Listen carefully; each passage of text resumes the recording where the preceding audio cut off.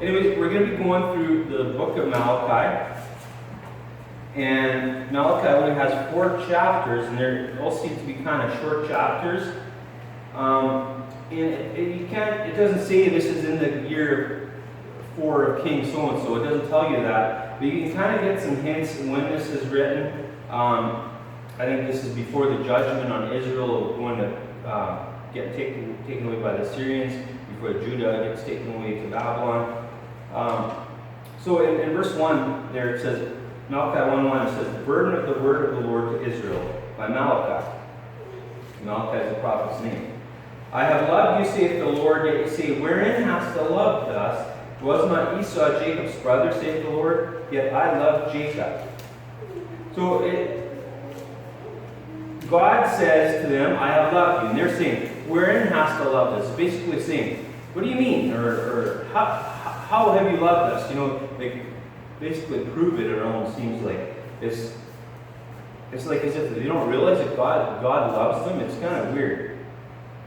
But anyways, he says, was not Esau Jacob's brother, saith the Lord, yet I loved Jacob. So he's saying, you know, he hated Esau, he loved Jacob. Actually, verse 3 says, and I hated Esau, and laid his mountains and his heritage waste to the dragons of the wilderness.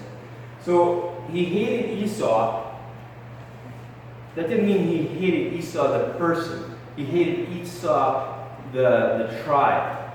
For one thing, Esau made a mistake and he married some wives from some ungodly nations, and I think that had an effect on his children and his children's children and so on. It's very important that you get a godly wife as a man. And actually, in fact, when he realized that it displeased his mom, like when his mom says, you know, like she doesn't want Jacob to marry one of these heathen women, and that they send Jacob back to Laban to find a wife. Then he could, oh no, I shouldn't have married one of these. So he marries, I think it was one of Ishmael's wives. Don't quote me on that. But he didn't get the whole idea. It wasn't just from that certain tribe. They weren't pleased with marrying an ungodly woman. And I think there's a very good chance that Esau is in heaven, that he was a saved person. He just made some bad choices, like selling his birthright and so on. But Edom, although it was Jacob's brother, Edom did cause the Israelites a lot of strife. You know, they actually went to battle together. And even when they came back from Egypt, Edom didn't want to help them out by allowing them through and things like that. Let's look at verse 4. It says, whereas Edom saith, we are impoverished. Impoverished means like you're basically poor, like the word poverty. But we will return and build the desolate places. Thus saith the Lord of hosts, they shall build, but I will throw down, and they shall call them the border of wickedness, and the people against whom the Lord hath indignation forever. Let's focus on that statement. It says, we are impoverished, but we will return and build the desolate places. That sounds very prideful, like God can punish us, but we're going to rebuild. Okay? It's kind of a prideful thing to say. Now, when 9/11 happened, when those planes went into the towers or whatever, or those internal explosions, depending if you believe the actual official story or not. When that happened, the next day, there's a guy named, I think his name was Tom Daschle was his name. And he was a U.S. Senate majority leader. And he quotes the Bible verse, and I think it was in a false Bible version. And that Bible verse was Isaiah 9:12. And it reminds me, this verse that we just read here reminds me of that verse. It says, the Syrians before and the Philistines. Oh, sorry, not that verse. It's Isaiah 9:10. The bricks are fallen down, but we will build the hewn stones. The sycamores are cut down, but we will change them into cedars. And he quoted this verse, and he's saying, well, this isn't... Okay, I don't know what he's thinking. I think he actually knew what this meant. But to other people, it seems like, oh, it's just an encouraging verse about rebuilding, after trouble or a crisis. But then you get some context. Starting in Isaiah 9, verse 8, it says, the Lord sent the word into Jacob, and hath lighted upon Israel. And all the people shall know, even Ephraim and the inhabitant of Samaria, that say in the pride and stoutness of heart, the bricks are fallen down, but we will build with hewn stones. The sycamores are cut down, but we will change them into cedars. So if you would have gotten the context, it's these prideful people are saying they're going to rebuild. It's not encouraging God's people, hey, try to look for a silver lining or think, well, it could be worse or whatever. Like, we will rebuild. No, it's a prideful thing. Oh, yeah? Even though you did all that, you'll still rebuild. It's a very prideful thing.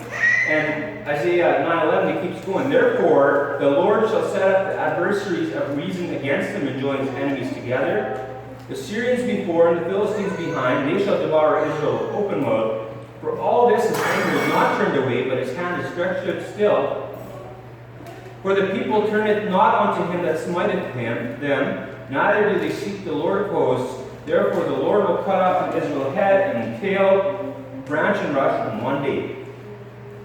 So God allows bad things to happen to people, and just on Sunday we finished the overview of the book of Jeremiah, and over again, and remember the famine, the pestilence, the sword, right? God was going to send those things to punish them unless they surrendered to Babylon.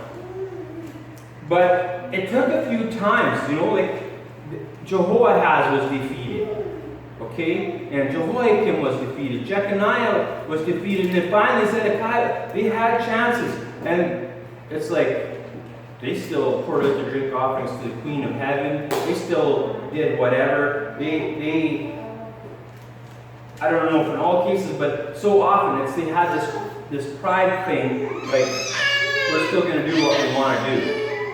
Even after Zedekiah, all these people have gone to Babylon, the people that were left back, and Jeremiah says, don't go into Egypt, and they say, thou speakest falsely.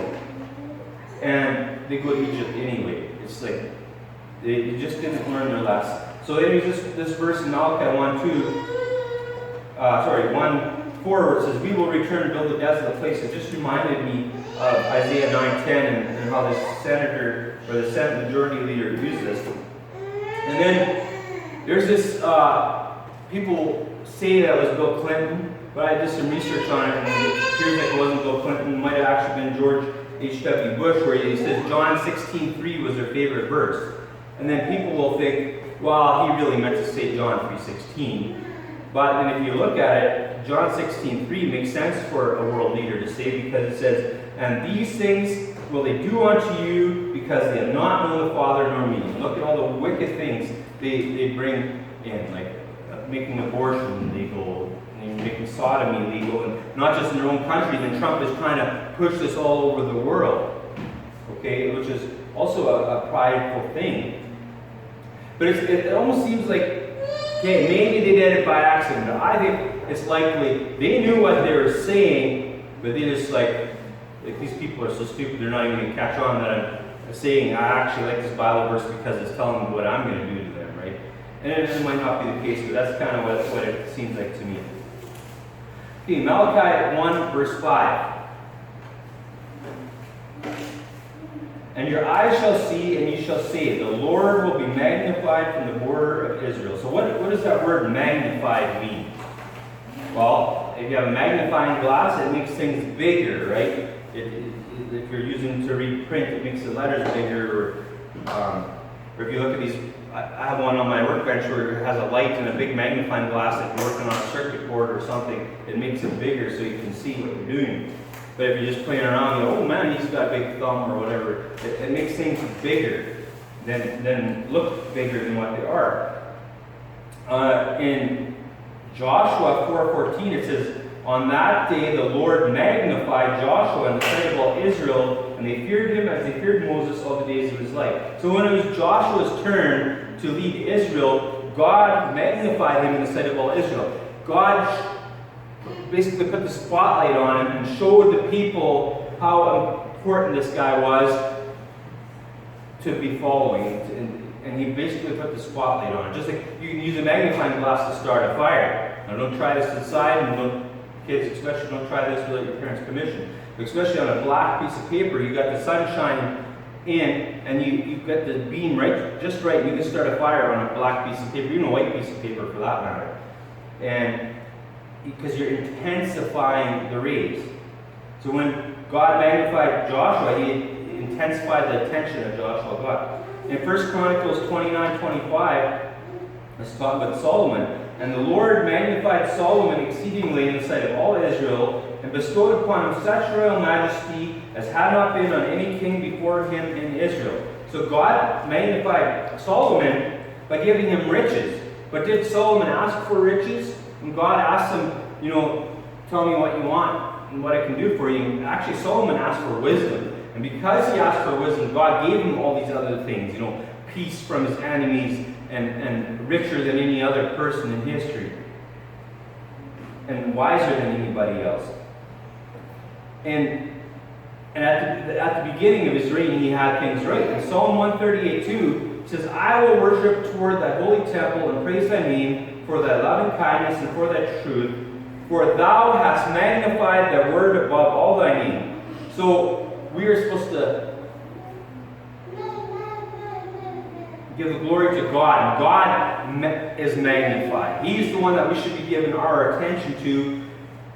And what is interesting is God's name is holy, but this verse here, Psalm 138:2 says, thou hast magnified thy word above all thy name. So his words are magnified above his name. God is magnified, but his word is magnified above his name. Moving on to Malachi 1 verse 6. Malachi 1:6, it says, the son honoreth his father, and a servant his master.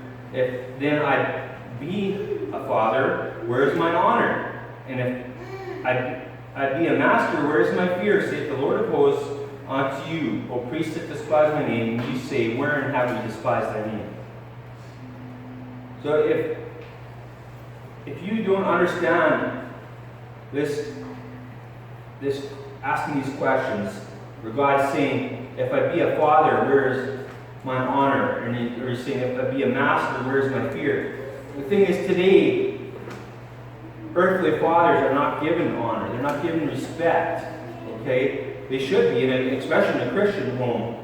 But he's saying, because God is our heavenly Father, okay? He deserves respect, but so does an earthly father or a mother. In Colossians 3, turn to Ephesians 6, and I'll read for you from Colossians 3. So Colossians 3:21-24, it says, fathers, provoke not your children to anger, lest they be discouraged. Servants, obey in all things your masters according to the flesh, not with eye service as men pleasers, but in singleness of heart, fearing God. And whatsoever ye do, do it heartily as to the Lord, and not unto men, knowing that of the Lord ye shall receive the reward of the inheritance, for ye serve the Lord Christ. So, Paul is saying in this letter to Colossians that the servants are supposed to obey in all things their masters according to the flesh.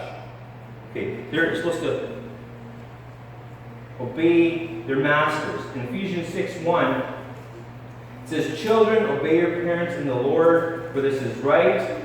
Honor thy father and mother, which is the first commandment with a promise. And if you look in the Old Testament, where the Ten Commandments are written, it says, so that your days will be long upon the earth. Okay? And I've even heard some people, they're asked, they live, like to 100 or whatever, what's your secret? Well, one of the things is they obeyed their parents. And that is a commandment with a promise. If we keep reading in Ephesians 6, it says, that it may be well with thee, verse 3, and thou mayest live long on the earth.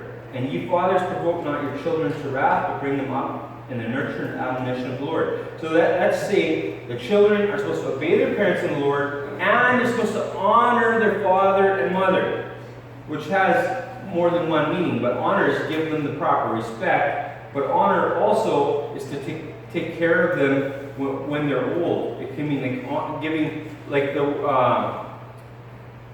I'm not going to quote it 100%, but it's talking about pastors.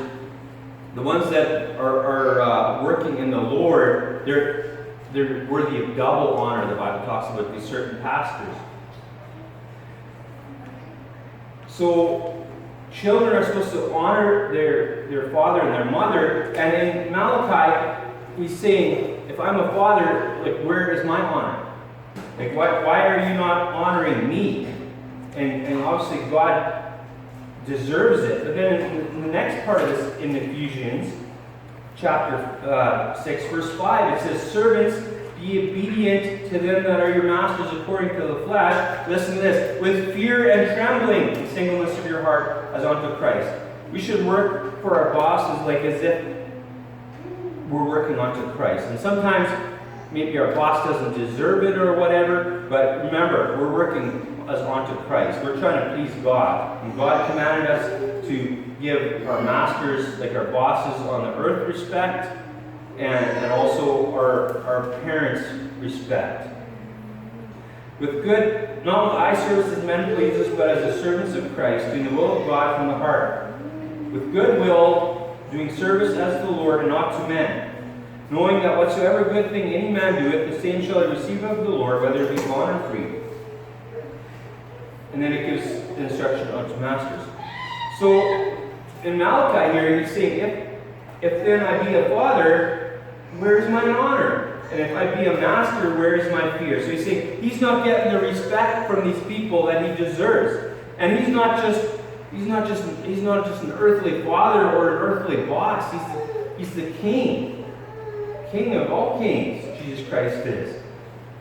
And in Malachi 1:6 it says, O priests that despise my name. So there's this people their sole job is to serve God in the temple and whatever job that God has given them, and they despise his name. And what does it mean to despise? It's like you have disdain for it or you hate it. Like, just imagine you're somebody that's a preacher or a priest and you despise the name of God. How wicked is that? And nowadays, every once in a while, you hear this person that was a minister or a preacher or something. Oh, he just lost faith. He didn't really believe that anymore. And sometimes they keep going for a while just as a job because, well, the Bible, has some good morals or whatever, but they don't really believe it. Those kind of people are the same way. They despise God's name. They think of it as a fairy tale. It's ridiculous. And then he says, O priests that despise my name, but then they say, wherein have we despised the name? It's like, what? Us? Like, what did we do? Wherein have we despised thy name? It's like, what did we do? Wherein have we despised thy name?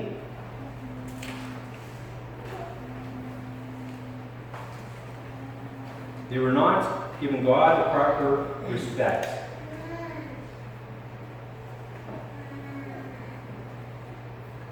And God, in Malachi 1 verse 7, he explains how they despise the name.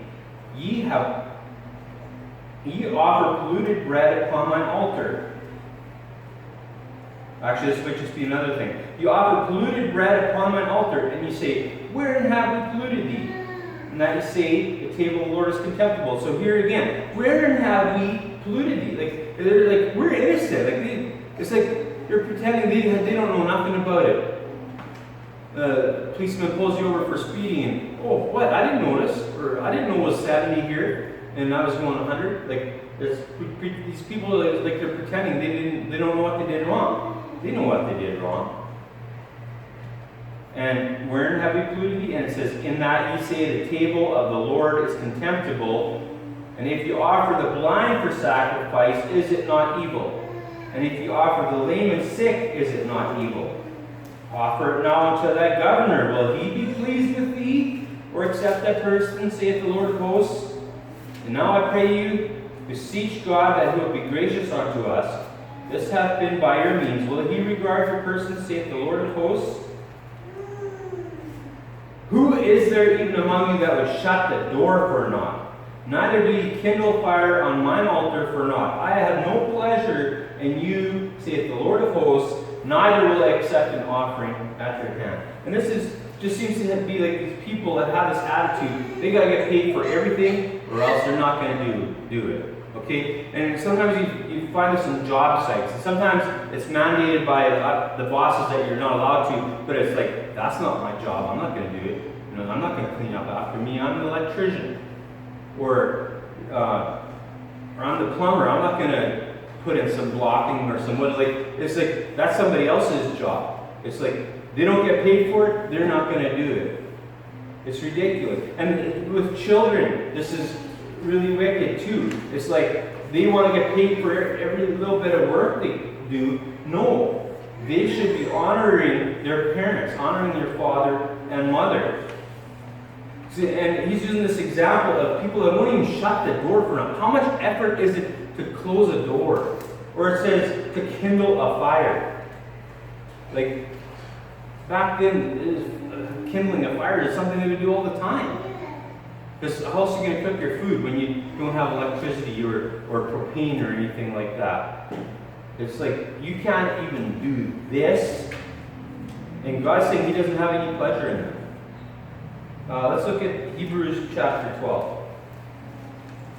And I think this ties in with the attitude of children, and this also ties in with the attitude of employees again. Just like that other part that we were looking at, is God isn't getting His proper respect that He deserves. And in this case, it's people that won't even close the door without getting paid for it or getting some kind of reward for it. So if you're there in Hebrews chapter 12, let's look at verse number 3. For consider him that endured such contradiction of sinners against himself, lest you be wearied and faint in your minds. Ye have not yet resisted unto blood, striving against sin. And ye have forgotten the exhortation which speaketh unto you as unto children. My son, despise not thou the chastening of the Lord, nor faint when thou art rebuked of him. For whom the Lord loveth, He chasteneth, and scourgeth every son whom He receiveth. If ye endure chastening, God dealeth with you as with sons. For what son is he whom the Father chasteneth not? But if ye be without chastisement, whereof all are partakers, then are ye bastards and not sons. Furthermore, we have had fathers of our flesh, which corrected us. Pay attention to this. And we gave them reverence. Reverence means respect. You have reverence for them. Shall we not much rather be in subjection unto the Father of spirits and live? So, he's saying here in Hebrews that we had fathers of our flesh. So everybody had a dad, or mostly had a dad growing up, especially in that day and age when divorce wasn't common. They give reverence to their dads, and their dads chastised them. Okay, they corrected them. They taught them. They did something wrong, like beat up on their little sister. They got chastised, okay, because that's not good. You don't do that. And the earlier that kind of thing happens, that correction, the easier it's going to be. You don't have to, nay, my sons, don't go, fornicate in front of the temple like Eli and his two sons. I think their names were Hophni and Phinehas. I'm not saying that right. But they were doing really wicked things.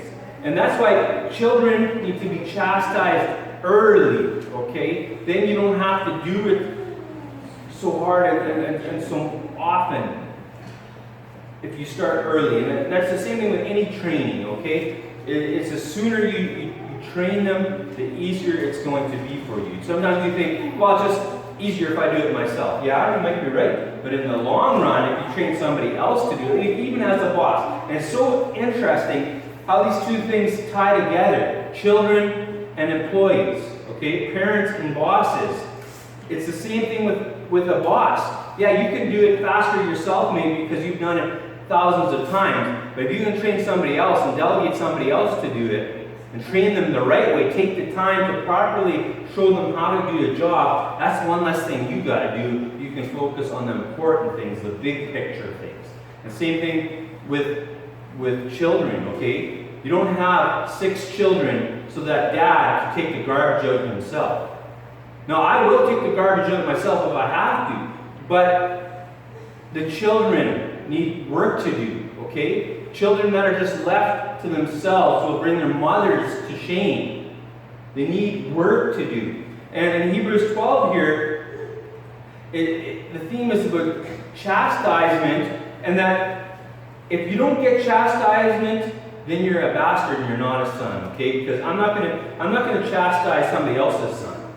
Okay? I only chastise my own sons and my daughters. The same thing with God. He lets the unsaved people, it seems to us, lets them get away with it. But what we got to realize is their payday is coming. One day, when they die, they're going to hell if they're unsaved. Okay? So it's not like they just get away with it perpetually. So in Hebrews, Paul, I believe that Paul wrote Hebrews, and so do other people, but whoever the author is, he's saying, we had fathers that chastised us and we gave them reverence. He says, shall we not much rather be in subjection unto the Father of spirits and live? We should give reverence to our earthly father, but way more, in orders of magnitude more, we should give reverence to Heavenly Father. For they verily for a few days chasten us after their own pleasure, but he for our profit, that we might be partakers of his holiness. Now that sounds like there's some promise in that part of the verse. Partakers of his holiness. I can't wait to be in heaven or the millennium and be partakers of his holiness. And obviously, we could be partakers of his holiness now already to some extent, but it's going to be even better after we get our glorified body. Now no chastening for the present seemeth to be joyous, but grievous. Nevertheless, afterward it yieldeth the peaceable fruit of righteousness unto them which are exercised thereby. Okay, so God is saying, if I be a father, where is my honor? If I be a master, why don't they fear me? You know, like, it just, these priests that despise his name. And obviously, among normal people, that doesn't mean it's just for priests, okay? Among lay people, it should be the same thing. We should honor, we should reverence, we should respect God, we should fear God. But then just imagine a priest, somebody that his job is to serve in the temple, or a preacher who preaches God's word, and they despise his name. How wicked isn't that? It's just ridiculous. And these people that they can't even shut the door without getting paid, you can't go start a fire. It's ridiculous, and that's why God says, I have no pleasure in you, saith the Lord of hosts, neither will I accept an offering at your hand. Okay, God doesn't even want to listen to the prayers of the wicked. Okay? Because it's like people are going through the motions, or just trying to use God as an ATM when they need some money, then they'll go to him and pray, and God, please help me pay my bills, but the rest of the time it's like, I don't need you, I got the internet or whiskey or whatever. It's interesting how God is talking about these different attitudes here in Malachi. Malachi 1:11. For from the rising of the sun even unto the going down of the same, my name shall be great among the Gentiles, and in every place incense shall be offered unto my name, and a pure offering, for my name shall be great among the heathen, saith the Lord of hosts. He says it twice. His name is going to be great among the heathen, among the Gentiles. So there's no such thing as God sending Jesus Christ to also die for the Gentiles was a plan B, like Sam Gipp wants to say, okay? This is the Old Testament. This is the last book in the Old Testament, but through all the prophets give witness that through his name people will receive remission of sins. And I'm not quoting that right. I think it's Acts 10:43. Actually, I'm going to turn there because I don't quote it right. Acts 10:43. To him give all the prophets witness that through his name whosoever believeth in him shall receive remission of sins.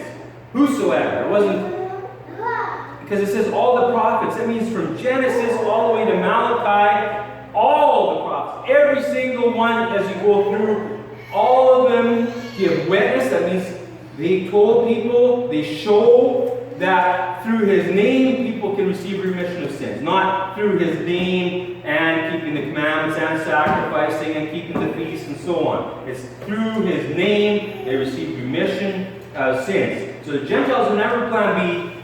God here in this place, he says his name is going to be great among the Gentiles. In other places, he talks about sheep, another people. It talks about in, let me see, I think it's Romans 9. It's not my notes. I'm going to quickly flip to Romans 9. Romans chapter 9. Verse 26, and it shall come to pass that in the place where it was said unto them, Ye are not my people, there shall they be called the children of the living God.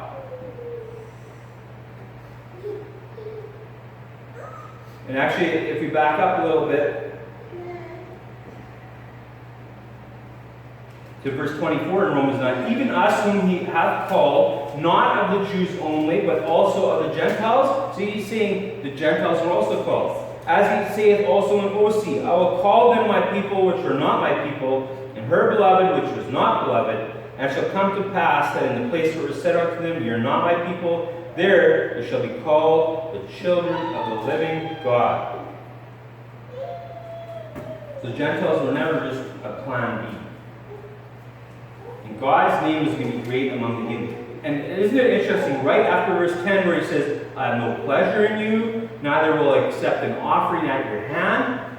But then he contrasts and says, from the rising of the sun, so morning, till the going down of the same, that's evening, his name is going to be great among the Gentiles. His name is going to be great among the heathen, saith the Lord of hosts. But ye have profaned it. So he's talking about his name. Okay? His name, they have profaned his name. And that you say, the table of the Lord is polluted, and the fruit thereof, even his meat is contemptible. He said also, behold, what a weariness is it. A weariness is like, this is such a drudgery. This is such a burden. Like, it's like you're tired of it. We shouldn't have that attitude of serving God. We should be glad to get the opportunity. Just imagine all those people that aren't saved, they're going to hell. We should be thankful that we're saved, and we should do it with delight and heartily. So behold, what a weariness is it. You have snuffed at it. Snuffed at it would be like kind of, I'm too good or whatever. It's snuffed at it, saith the Lord of hosts. And you brought that which was torn, and the lame, and the sick. Thus you brought an offering. Should I accept this of your hand, saith the Lord? But cursed be the deceiver which hath in his flock a male, and voweth and sacrificeth unto the Lord a corrupt thing. For I am a great king, saith the Lord of hosts, and my name is dreadful among the heathen. So here's some people that are in verse 13, bringing the torn and the lame and the sick. Thus you brought an offering. So they're taking a lamb or a goat or whatever they are. They're not bringing God the good ones. They're bringing, that was kind of chewed up by the wolf. Let's bring that one to God. Oh, it's not going to cost me so much because I can get more money for the good ones, right? Or the lame ones. That one's not walking very good. Yeah, we'll bring that one for a sacrifice, right? Or the sick. What kind of attitude is that? You're supposed to bring your best to God. And earlier in the chapter, in Malachi 1:8, it said, if you offer the blind for sacrifice, is it not evil? If you offer the lame and sick, is it not evil?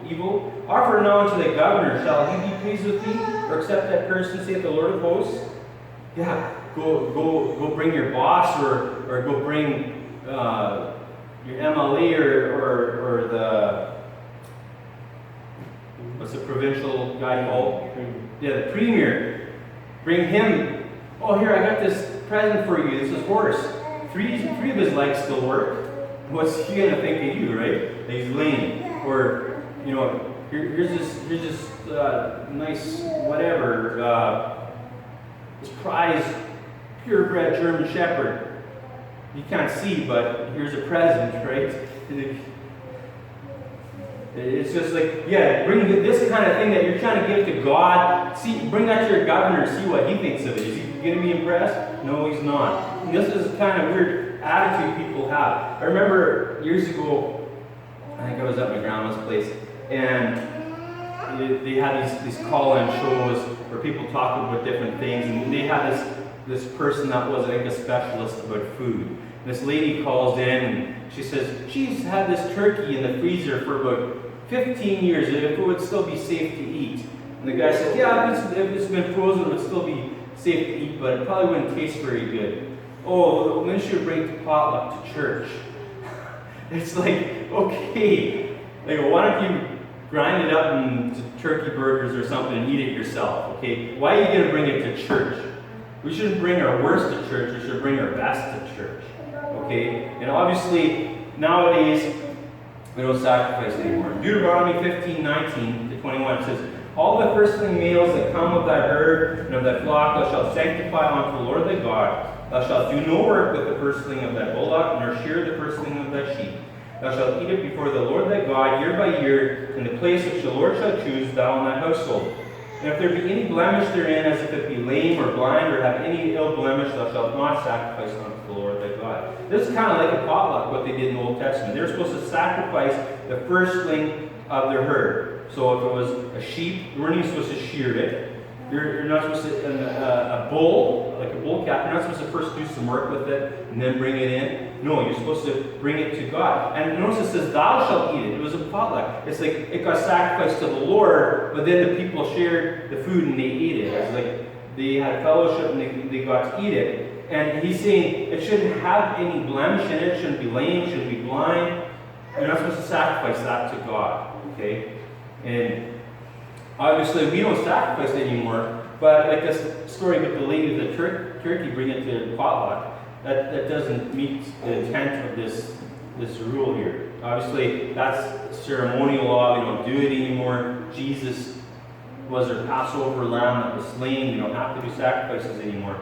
But even with tithes, they bring a tenth of their grain or the animals. Well, today, when we do tithes, we don't do animals or grain anymore, okay, or the fruit of our trees. We convert whatever we have into money. Even back then, if you're too far away from the temple, they would sell it, change it to money, and then close to wherever they were. Then they'd buy an animal, and that would get sacrificed, or whatever they desired. Like they had the option to buy whatever.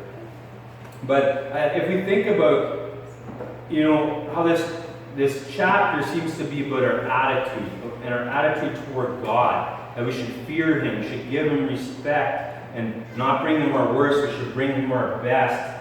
And it's like in our attitude with church, we shouldn't just treat it with contempt or take it for granted, or only come when we feel like it, or when there's nothing better to do. Somebody didn't invite us to a party, then we'll come. No, we're here to worship God, we're here to praise God, to bring Him glory, but we're also here to learn about His Word, which He said is magnified above His name even, okay? If it's that important that it's magnified above God's name, because God has a holy name, we should take care to read it, we should listen to preaching, and we should have a good attitude about it.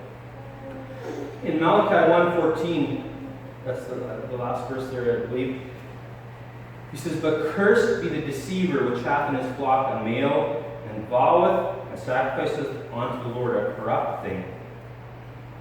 For I am a great king, saith the Lord of hosts, my name is dreadful among the heathen. So he's not just a boss or governor or a king, he's a great king. The Bible says he's the king of kings. Okay? And he's saying, cursed be the deceiver. He's saying, so he actually does have a male in his flock, but he's voweth and sacrifices unto the Lord something else, a corrupt thing. So he's lying about it. Now, lying is bad, but lying about God's, like the sacrifices you make unto God, are yet worse. It's really wicked. Just thinking of something else that wasn't in my notes. Turn to Acts. Acts chapter 5. This is a New Testament example of somebody that's a deceiver and God calls cursed. Acts chapter 5, verse 1. But a certain man named Ananias of Sapphira, his wife, sold a possession and kept back part of the price, his wife also being privy to it, and brought a certain part and laid it at the apostles' feet. But Peter said, Ananias, why has Satan filled thine heart to lie to the Holy Ghost and to keep back part of the price of the land. Whilst it remained, was it not thine own? And after it was sold, was it not in thine own power? Why hast thou conceived this thing in thine heart? Thou hast not lied unto men, but unto God. So he was a deceiver. And Ananias, hearing these words, fell down and gave up the ghost, and great fear came on all them that heard these things. And the young men arose, wound him up, and carried him out, and buried him. And it was about the space of 3 hours after, when his wife, not knowing what was done, came in. And Peter answered unto her, Tell me whether you sold the land for so much. And she said, Yeah, for so much. Then Peter said unto her, How is it that you have agreed together to tempt the Spirit of the Lord? Behold, the feet of them which have buried their husband are at the door, and shall carry thee out. Then fell she down straightway at his feet, and yielded up the ghost. And the young men came in, and found her dead, and carrying her forth, buried her by her husband. And great fear came upon all the church, and upon as many as heard these things. So this couple here, they were deceivers. Malachi 1:14 says, Cursed be the deceiver. Okay, it wasn't that the wrong they did wasn't that they didn't give all the money to the church. That wasn't it. They were pretending that they sold their, the man was pretending, but the woman was even clearly asked, Did you sell the land for so much? Yeah. She just blatantly lied about it.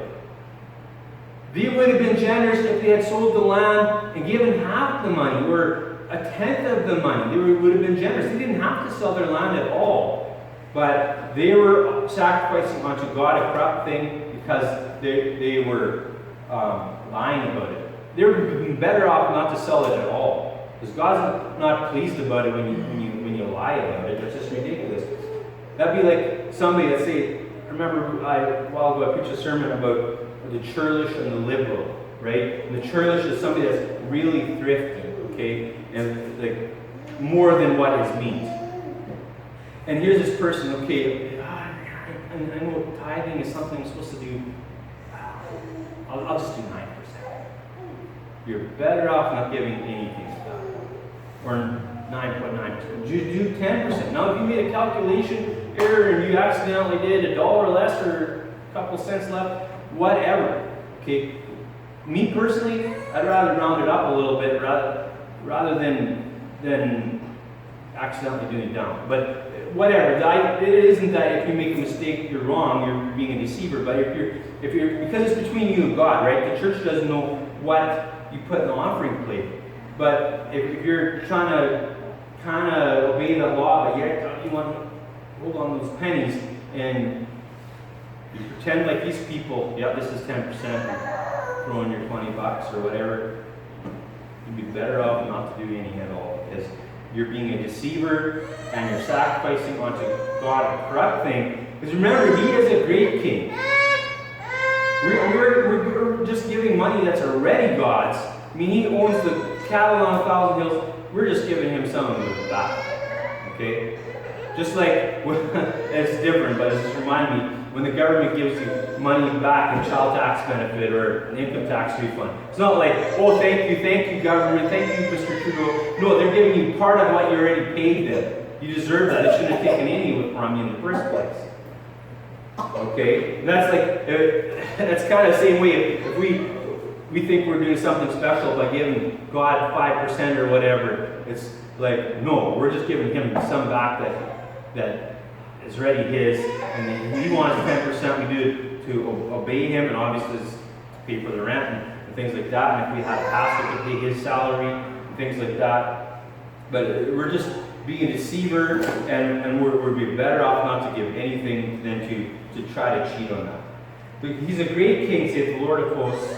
For I'm a great King, saith the Lord of hosts. My name is dreadful among the heathen. I just want to take a minute or two. This word dreadful, okay? The word dreadful, the word terrible, and the word awful are misused nowadays to say it's something that's really bad. Okay, it's something that's not of good quality or something dreadful. But something dreadful is actually something that causes dread. Okay, when you dread something, it's like you're kind of worried about it, right? You're dreading. Say you're dreading your mortgage payment coming due because you already spent a lot of your paycheck or whatever. In Genesis 28:17 it says, "And he was afraid and said, 'How dreadful is this place? This is none other but the house of God, and this is the gate of heaven.'" Okay. Malachi 4:5, which is later in the chapter, it says, "Behold, I will send you Elijah the prophet before the coming of the great and dreadful day of the Lord." Okay, when God pours out his wrath, that's going to be dreadful. It's going to be dread because you're worried about it, you fear about it. Okay, the dreadful doesn't mean it's bad necessarily, but it causes dread, and that can make you fearful. Now, terrible is similar to that. God is terrible. That doesn't mean he's bad or not good. That's not what it means. In Daniel 7:7, it says, "After this I saw in the night visions, and behold, a fourth beast, dreadful and terrible." So both of those are used in the same verse. "And strong exceedingly, and had great iron teeth. It devoured and brake in pieces, and stamped the residue at the feet of it. And it was diverse from all the beasts that were before it, and it had 10 horns." Now this is this future prophecy. And so this beast was both dreadful and terrible. So it causes dread and it causes terror. Terror means like you're extremely frightened, you're terrified. Okay, that doesn't mean it's some wicked thing. It doesn't mean, in this case, it was, but God is terrible. That doesn't mean he's. And then the first word you think of when I want to describe is awful. No, God is awful too. Okay, that doesn't mean he's bad. It means he's deserving of awe and respect. In Deuteronomy 7:21, it says, "Thou shalt not be affrighted at them, for the Lord thy God is among you, a mighty God, and terrible." So God, if we want to respect him properly, remember he said, if he's a father, why don't we honor him? He's talking to these priests, but even to us. If he's a father, why don't we honor him? If he's our Heavenly Father, we should give him that reverence, we should give him that respect. Because as saved people, we know we could get chastised. As unsaved people, they have the wrath of God waiting for them in hell. So if he's a father, let's give him honor, because he is our Heavenly Father. If he's our master, let's fear him, fear and trembling. He's dreadful, he's terrible. It says here in Deuteronomy 7:20, "Thou shalt not be affrighted at them." Don't worry and don't be scared about anybody else. "For the Lord thy God is among you, a mighty God and terrible." We should fear the Lord and nobody else. Psalm 47:2, "For the Lord Most High is terrible. He is a great king over all the earth." And I think Malachi was telling them that they don't give God the proper respect. They're trying to sacrifice the blind, the lame, something there's wrong, like their sacrifices. They're trying to give him the garbage, basically. Okay, give him. If you want to give a present to somebody and you got two of them, well, you give the broken one to your friend and keep the good one. You know, that's kind of what it is. And I could tell you, well, maybe I should tell that story. And it's amazing, as a kid, things really bug you, and I forget how old it was. We had like a thing called Christmas box where we had a gift exchange. And before Christmas, I was at my cousin's place. "Hey, look at this cool car," and he's playing with it, and you pull it back in the drive. "Oh, and a Christmas box, guess who had my name? That cousin. And guess what I got? That car." And I open it, "Oh, cool." Try to use it, didn't work. He played with it till it was broke. And as a kid, that really bugged me, you know, like, here you go, cool, it's Christmas, and then, oh, it doesn't work. Okay, and obviously, that's just a small present or whatever, but we should give God our best. We shouldn't give him the broken stuff. We shouldn't give him the lame stuff. We should give him the best of our herds. And obviously, we don't do that way, but just even in a spiritual way, that we should give him. When you read Bible, don't do it at the worst time of day. Try to do it at the best time of day. And morning for me is the best time of day to read Bible, unless I'm too tired, because then I keep closing my eyes, right? And then just before bed, well, that also can be a bad time because you're so tired and you want to close your eyes. So whatever time of the day works best for you, but we should give him the best, not the worst. And same thing with praying. We should take time to pray, not just when we absolutely need it, but when the sun comes up, the sun goes down. Every day we should pray to God, told him our struggles, like we sang in that song. He already knows our struggles, but he still wants us to ask for the things that we need. Okay, he already knows, but he still wants you'd ask, because he says, why don't you have what you need? Because you don't ask. Okay? So let's have the proper respect for God and treat him with the right attitude. So let's pray.